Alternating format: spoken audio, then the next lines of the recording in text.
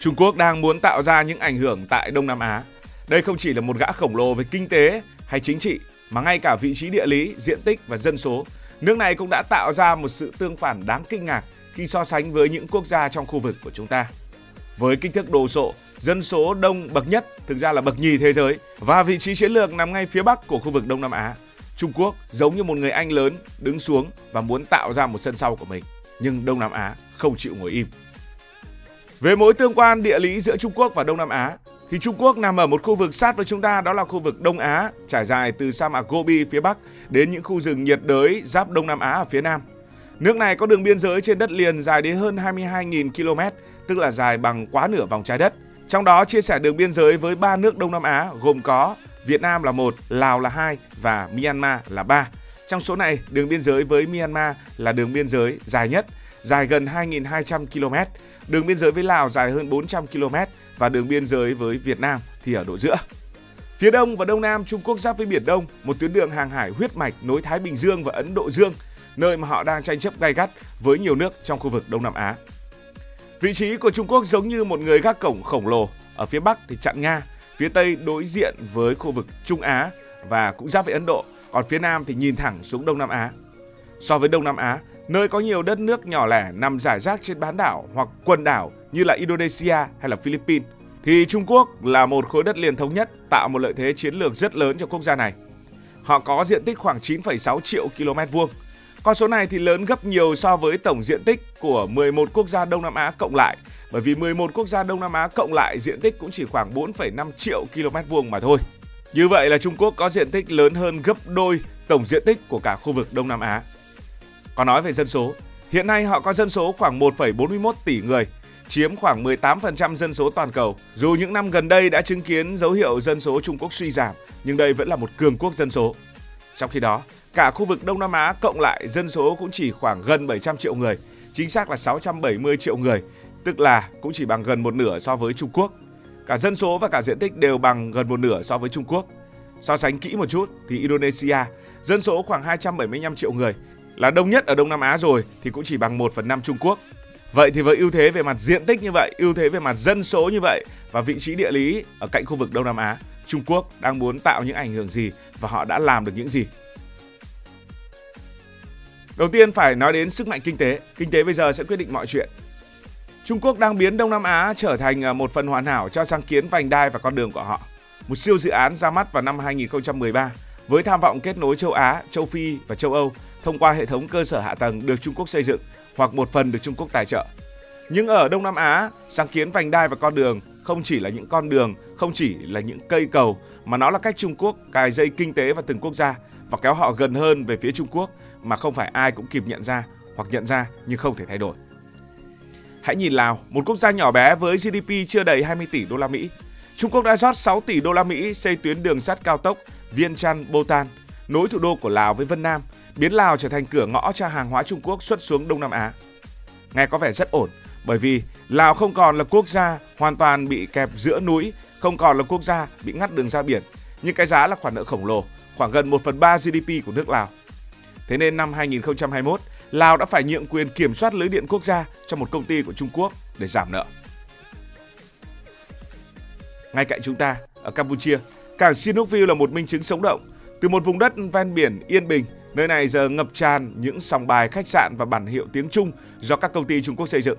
Theo Reuters, hơn 90% doanh nghiệp ở đây là của người Hoa, với hàng tỷ đô la Mỹ đổ vào đầu tư.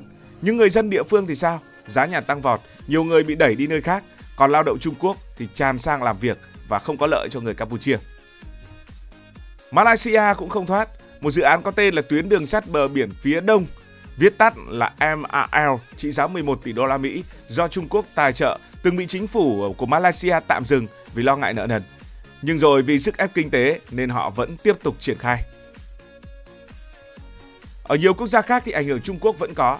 Và Trung Quốc không chỉ biết cách dùng tài chính, dùng tiền mà còn biết cách lấy lòng Đông Nam Á bằng ngoại giao mềm, với những món quà hào phóng kèm theo những nụ cười thân thiện.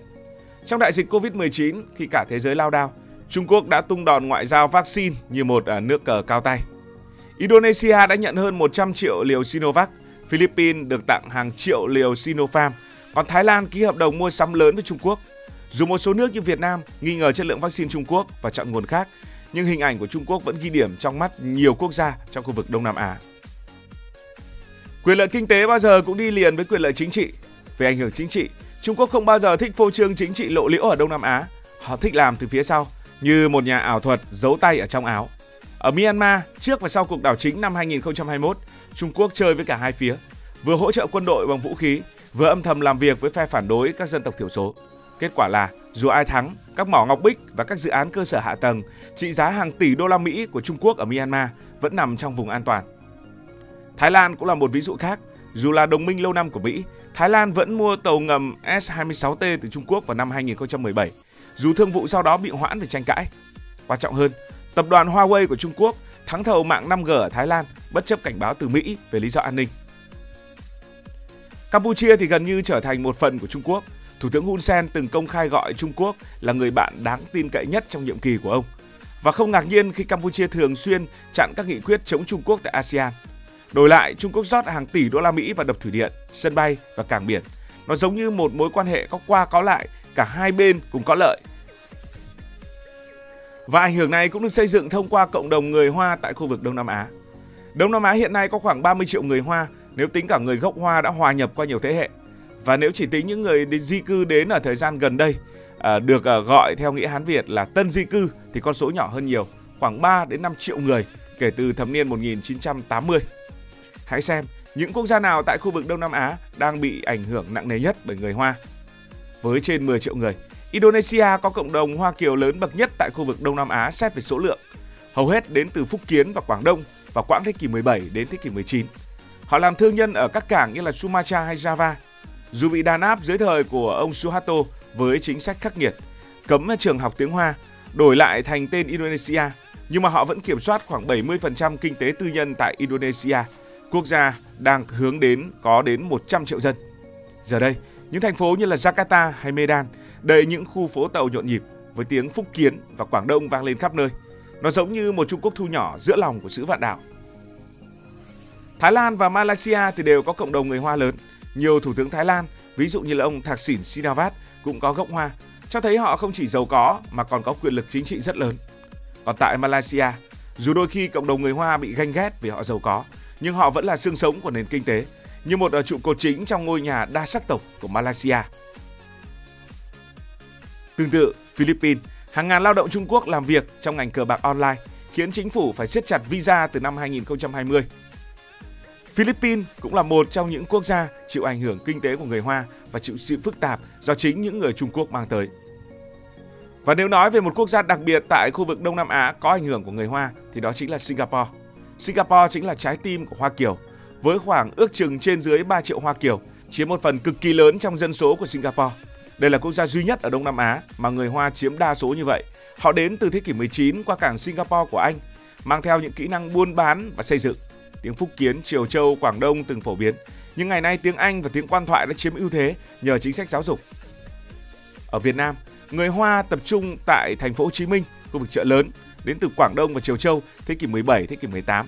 Họ là thương nhân, là thợ thủ công, hòa nhập sâu qua hôn nhân với người Việt. Dù từng chịu nhiều biến động chính trị, nhưng khu chợ lớn vẫn là trái tim của Hoa Kiều, với chùa chiền, với tiếng Quảng Đông rộn ràng.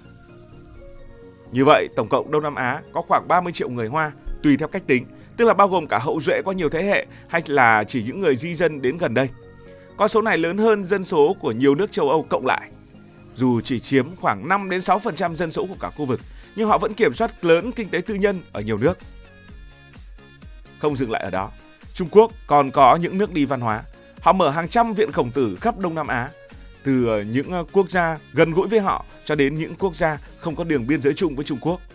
Ví dụ, năm 2022, riêng Thái Lan đã có hơn 15 viện khổng tử, dạy tiếng Trung, tổ chức lễ hội, mời sinh viên sang Trung Quốc du học miễn phí. Rồi dần dần, người ta sẽ thấy là mình thích tiếng Trung, thích nghe nhạc Hoa, thích phim Trung Quốc và thích những điều từ Trung Quốc lúc nào không hay. Nhưng vì sao Trung Quốc lại làm vậy?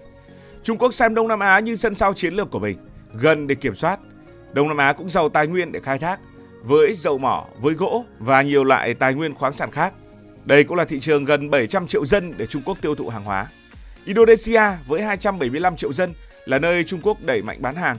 Việt Nam cũng phải nhập hàng tỷ đô la Mỹ thép, máy móc và các sản phẩm khác từ Trung Quốc mỗi năm. Đông Nam Á không chỉ là một kho báu mà còn là một khu chợ để Trung Quốc duy trì cỗ máy kinh tế khổng lồ của mình. Đó là về ý nghĩa kinh tế.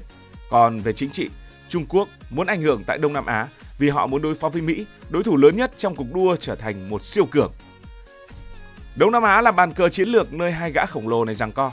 Mỹ, siêu cường của thế giới, có đồng minh là Philippines, Singapore và Thái Lan, thường xuyên tổ chức những cuộc tập trận chung. Nếu Trung Quốc không hành động, Mỹ có thể dùng những nước này để có thể tạo ảnh hưởng xung quanh Trung Quốc. Ảnh hưởng ngầm là một cách thông minh, không cần chiếm đất, chỉ cần tiền, công nghệ và kiên nhẫn để nuốt chửng các khu vực từ từ. Với tham vọng của mình, Trung Quốc muốn biến Đông Nam Á trở thành một bàn cờ của mình, với từng nước đi được tính toán kỹ lưỡng qua kinh tế, văn hóa và chính trị, đường sắt ở Lào, casino ở Campuchia cho đến những khu vực khác. Nhưng điều này chắc chắn cũng là một con dao hai lưỡi. Các nước Đông Nam Á cần sự đầu tư của Trung Quốc, cần thị trường tỷ dân của Trung Quốc, nhưng họ cũng luôn bảo vệ chủ quyền của mình. Họ biết cách nhảy múa với con rồng này, vừa chơi và vừa canh chừng. Cảm ơn các bạn đã dành sự đồng hành cùng Hải Thanh Story.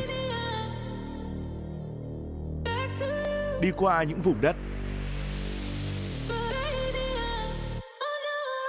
khám phá những điều mới.